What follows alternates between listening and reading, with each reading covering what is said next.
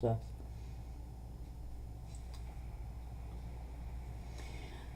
Hi, we're going to solve this system with substitution. So the first thing you want to do is label your equations, 1 and 2, and we circle the numbers so that we can distinguish them between 1s and 2s of these numbers. And when we do substitution, the first thing we need to do is we need to look at all the variables in both equations and see which equation and which variable is simplest to rearrange for x equals or y equals.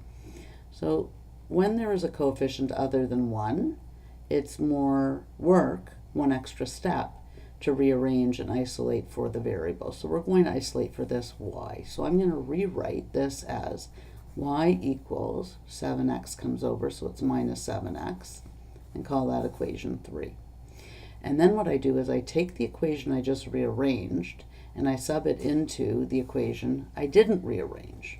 So if y equals this, then when I rewrite this, instead of writing y, say I just put an empty bracket instead of the y, what I'm going to do is I'm going to replace it with what I said y equals, which is minus 7x. And then I'm going to simplify, collect my x's. Oops, that's now positive 2 because I brought that over.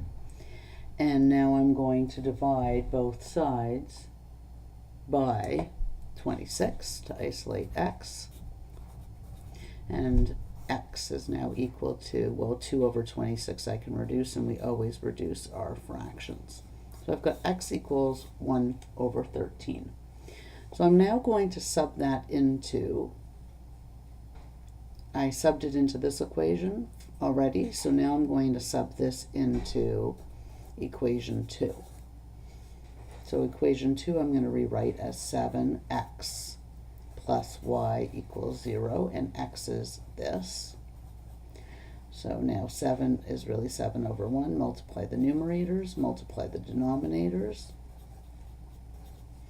And I have y equals, when I bring this over, it's negative 7 over 13. All right, so now that I have that, I'm going to, so here what I've done is I have solved with substitution, because of course I've subbed in y here initially, substitution. And now I'm going to check. Now when you check, what you're looking for is when I plug in this x and y value to either equation 1 or 2, does the left side equal the right side? Because if it does, it means that this point satisfies that equation, and that's the solution.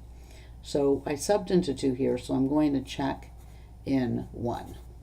So question 1, I'm going to write equation 1 rather, left side is 5x minus 3y minus 2, and the right side of this equation, oops, I'm way up here, is equal to 1, right? There's the left side of the equation, there's the right side of the equation. So now, what I'm going to do is I'm going to sub in x is 1 over 13, y is negative 7 over 13. And now I've got some simplifying to do.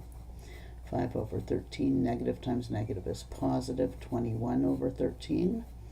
How convenient, I already have a common denominator there except for this.